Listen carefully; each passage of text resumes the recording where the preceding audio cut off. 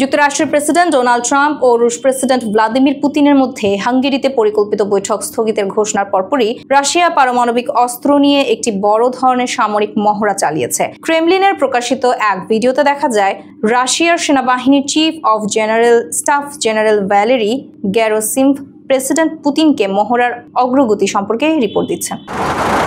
বুধবার রাশিয়া জানায় তারা স্থল, সমুদ্র ও আকাশ থেকে একযোগে ক্ষেপণাস্ত্র নিক্ষেপ করেছে, যার মধ্যে আন্তঃমহাদেশীয় ব্যালিস্টিক ক্ষেপণাস্ত্র ছিল, যেগুলো যুক্তরাষ্ট্রে আঘাত হানতে সক্ষম।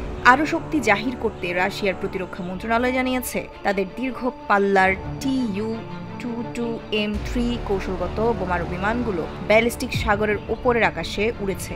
এ সময় সম্ভবত নেটো সদস্য দেশগুলোর যুদ্ধ বিমান দ্বারা সেগুলিকে পাহারা দেওয়া হয়। রাশিয়া ও ইউক্রেন পরস্পরের উপর ভারী ক্ষেপণাস্ত্র হামলা চালাচ্ছে। এমন সময় যুক্তরাষ্ট্র নেতৃত্বাধীন শান্তি উদ্যোগ আবারও অনিশ্চয়তার মধ্যে পড়েছে।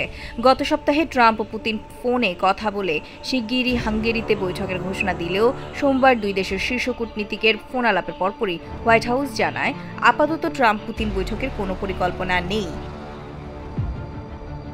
প্রেসিডেন্ট ট্রাম্প বলেন তিনি অর্থহীন কোনো বৈঠক করতে চান না। ক্রেমলিনের মুখপাত্র দিমিত্রি পেসকোভ বলেন বৈঠকের তারিখ এখনও নির্ধারিত হয়নি, নিবিড় প্রস্তুতির জন্য সময় লাগবে। তবে এক মার্কিন কর্মকর্তা জানিয়েছে বৈঠক বাতিল হয়নি, বরং ট্রাম্প এখন এশিয়া সফরে মনোযোগ দিচ্ছেন। রয়টার্স জানায় বৈঠক স্থগিতের আগে রাশিয়া যুক্তরাষ্ট্রকে জানিয়েছিল যুদ্ধবিরতির শর্ত হিসেবে তারা ইউক্রেনের দক্ষিণ পূর্বাঞ্চলীয় ডনবাস পুরোপুরি নিজেদের নিয়ন্ত্রণে চায়। এই শর্ত ট্রাম্পের উভয় পক্ষ এখনকার অবস্থান থেকে যুদ্ধে নামাতে পারে এই প্রস্তাবের বিপরীতে।